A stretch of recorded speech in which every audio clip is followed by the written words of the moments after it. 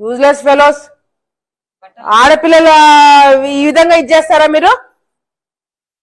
సిగ్గుసరం ఏమన్నా ఉందా మీకు? మీలలో ఆడపిల్లలు ఉన్నారు కదా, నీకు కూతురు ఉంది కదా, నీ డ్రైవర్లు ఈ విధంగా చేస్తున్నా అంటే నాలుగు పీకేది లేదు. చంపి పోగులు పెట్టకుండా వాళ్ళని ఇంకా ఎన్నికేసుకొస్తున్నారా? ఆడపిల్లలు తప్పని చెప్తున్నారా? మంచు మోహన్ బాబు గారు 4th ఎస్టేట్ మీద దాడి చేశారు. TV9 విలేకరు ఎవరైతే ఉన్నారో జర్నలిస్ట్ని తీవ్రంగా గాయపరిచారు. ఆయన అర్జెంటుగా అరెస్ట్ చేయాలి. ప్రెస్ మీద దాడి చేస్తారా, మీడియా మీదే దాడి చేస్తారా అంటూ చాలామంది చాలా రకాలుగా మాట్లాడటం మనం వింటున్నామండి. అయితే నిజానికి ఆయన అంత దారుణంగా దాడి చేయటం చూసిన ప్రతి ఒక్కరూ కూడా బాధ కలిగించింది. అవతల దాడికి గురైన వ్యక్తి ఒక సాధారణ ఉద్యోగి. ఆ ఉద్యోగి మీద అంత కఠినంగా దాడి చేయడంతో చాలా గట్టిగా దెబ్బతగిలిందట. ప్లాస్టిక్ సర్జరీ కూడా చేయాల్సిన అవసరం ఉందట. ఒక రకంగా ఆ యాంగిల్లో చూస్తే అంత గట్టి ఉండకూడదు. కొట్టడం మోహన్ బాబు గారు తప్పే కదా, పాప అందులోనూ జర్నలిస్ట్ని కొట్టేయడం, మీడియాను కొట్టేయడం ఏంటండి అనేది ఆ బాధ ఎవరికైనా కలుగుతుంది. నాకు కూడా కలిగింది. కానీ దీని పూర్వపరాల్లోకి వెళ్ళి మనం ఒకసారి ఆలోచిస్తే నాకు కొన్ని వాస్తవాలు నా చిన్న బుర్రకు తట్టేయండి. ఇప్పుడు ఎగ్జాంపుల్కి మన ఇంట్లో అన్నదమ్ములు ఇద్దరు దెబ్బలాడుకున్నాం, ఏదో మాట అనుకున్నాం. మాట అనుకుంటున్నప్పుడే గట్టిగా పక్కింటి వాళ్ళు కనబడుతుంది అంటాం కదండి. లేదా భార్య భర్తలు ఏమైనా అనుకున్నప్పుడు జాగి మాట్లాడు పక్కింటి వాళ్ళు కనబడుతుంది అంటాం కదా. అంటే ఫ్యామిలీ గొడవలు అన్ని ఫ్యామిలీల్లోనూ ఉంటాయి. పక్కింటోడికి వినబడకూడదని కోరుకుంటాం మనం. అలాంటప్పుడు మన ఇంట్లో పనిచేసే పని ఆవిడ ఊరంతా చెప్పిందని తెలిసిందనుకో, మనం ఎవరిని తిడతాం? మనం గొడవ పెట్టుకున్న తమ్ముడు అన్నో తిట్టాం, మన భార్యను తిట్టాం. ఎవరిని తిడతాం? నీకు బుద్ధి ఉందా లేదమ్మా, బాలు రాము అంతేనా? ఊరంతా చెప్పుకుంటావు, ఏదో ఫ్యామిలీ కూడా ఎవరికి ఉండదు. ఊరంతా చెప్తే నీకు బుద్ధి ఉందా లేదా, నేను తీహత్నం పనిలోంచి అంటావా? ఎవరైనా చేసే పని అదే. ఇప్పుడు అలాగే ఫ్యామిలీ కూడా జరుగుతున్నప్పుడు పక్కింటోడికి తెలియకూడదు అనుకుంటున్న పరిస్థితిలో నువ్వు మైకెట్టి కెమెరా ఎట్టి నేను మొత్తం రాష్ట్రం తినిపిస్తాను దేశం తినిపిస్తానంటే అదేం పద్ధతి అండి? ఇలాంటి కొంతమంది అంటున్నారు 4th ఎస్టేట్ అన్నారు. ఓకే, మీడియాలో అన్ని మీడియాలో ఇలా లేవు. TV9 లాగా TV9 తోటి మీడియాని 4th ఎస్టేట్ని పోల్చకండి. TV9 ఏం పత్తిత్తి ఏం కాదు. TV9 చేసే పని ఘనకార్యాలు TV9 చేస్తుంది. అయితే 4th ఎస్టేట్ అంటే ఏంటి? మిగిలిన 3 ఎస్టేట్లు ఏంటి? ఫస్ట్ లెజిస్లేటివ్ అంటే పార్లమెంటు అసెంబ్లీలు, సెకండ్ వచ్చి జ్యుడిషియరీ అంటే సుప్రీంకోర్టు హైకోర్టు కోర్టులు, మూడోది ఏమో ఎగ్జిక్యూటివ్ అంటే ఈ IASలు IPSలు ఈ ఎగ్జిక్యూటివ్ ఆఫీసర్లు, 4th ఎస్టేటు ప్రెస్ని వేటితో పోల్చారండి? ఇప్పుడు పార్లమెంటు అసెంబ్లీ ఇలా ఇళ్ళలోకి వెళ్ళి అన్నదమ్ముల మధ్య గొడవ తండ్రి కొడుకుల మధ్య గొడవలో పార్లమెంట్ అసెంబ్లీ బొర్రెడుతుందా?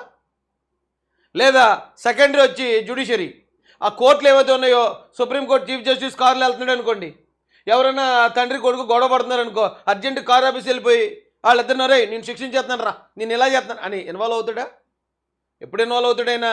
వీళ్ళు ప్రాపర్గా పోలీస్ కేసు పెట్టాలి, పోలీస్ కేసు కోర్టుకి వెళ్ళాలి, అప్పుడు వాద ప్రతివాదాలు విన్న తర్వాత అప్పుడు జ్యుడిషియరీ యాక్షన్ తీసుకుంటుంది. ఫ్యామిలీ గొడవలో కూడా ఇక ఎగ్జిక్యూటివ్లు అనుకుంటే మన IAS ఆఫీసర్లు IPS ఆఫీసర్లు ఇలా ఫ్యామిలీ గొడవలోకి ఇన్వాల్వ్ అవుతారా? వాళ్ళు ఎవరు ఆ 3 ఎస్టేట్లు ఇన్వాల్వ్ అవునప్పుడు 4th ఎస్టేట్ మాత్రం ఎందుకు ఇలాంటి ఫ్యామిలీ గొడవలకు దూరుతుంది? అక్కడ ఏం జరిగిందండి? వాస్తవం ఏం జరిగింది ఇంతకీ? ఇప్పుడు మనం బ్రీఫ్గా చెప్పే ప్రయత్నం చేస్తాను. మోహన్ బాబు గారికి 2 కొడుకులు కూతురు. ఎప్పుడు చూసినా సరే ఆ ఫ్యామిలీని చాలామంది ట్రోల్ చేస్తూ ఉంటారు. నేనైతే ఎప్పుడు చేయలేదు, కానీ ఎప్పుడు ట్రోల్ చేస్తారు. ఎందుకు ట్రోల్ చేస్తారు? వాళ్ళందరూ కమిట్మెంట్తో ఉంటారు. విష్ణు మాటలో చూడండి, మా నాన్నకన్నా గొప్పడా, మా నాన్నే గొప్పడా అంటాడు. అదే మోహన్ బాబు గారి మాటలో మా విష్ణు కన్నా గొప్ప యాక్టరా, మా విష్ణు ఇలాగా, మా మనోజ్ అలాగా, మా లక్ష్మీ ప్రసన్న ఇలాగా. లక్ష్మీ ప్రసన్న కదా ఆవిడ పేరు, ఏం పేరండి? లక్ష్మీ ప్రసన్న, మంచు లక్ష్మి. మా లక్ష్మి ఇలాగనే ఆయనేమో వీళ్ళకి సపోర్ట్ ఎత్తుంటాడు, వీళ్ళేమో ఆయనకు సపోర్ట్. అంటే ఒక మంచి కమిట్మెంట్ కలిగిన ఫ్యామిలీ అది. ఒకరంటే ఒకరికి ఎంతో అభిప్రాయం ప్రేమాభిమానాలు కలిగిన కుటుంబం అది. అలాంటి కుటుంబంలో సడన్గా మనోజ్ గారు తల్లిదండ్రులకు ఇష్టం లేని పెళ్లి చేసుకున్నాడు. మేము చెప్పిన అమ్మాయి నువ్వు చేసుకోకుండా నీకు ఇష్టం, మాకు ఇష్టం లేని పెళ్లి చేసుకున్నావు కాబట్టి నువ్వు మా ఇంట్లోకి రాగరైనా ఆయన ఏదో కోపంలో మాట అన్నాడు.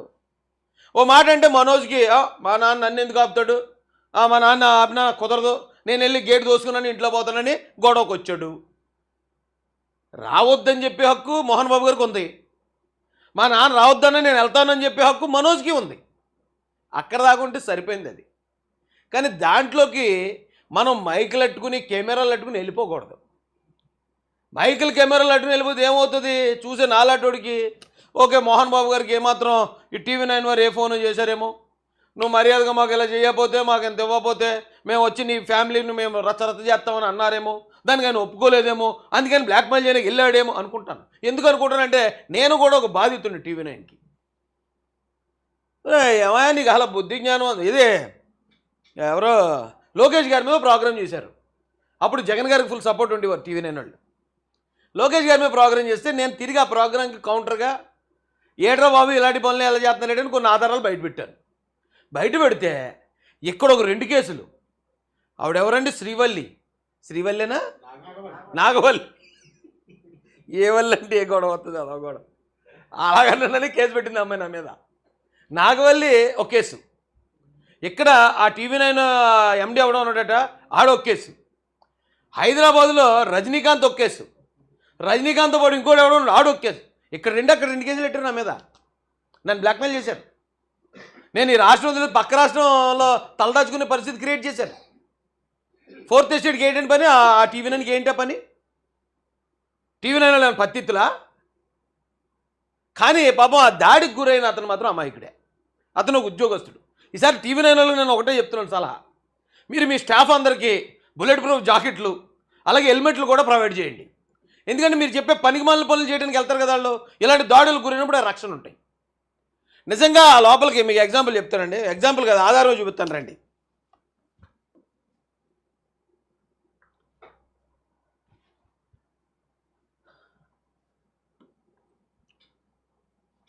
ఇందులో ఆయన అటాక్ చేసింది వీడియో ఉంది చూడండి.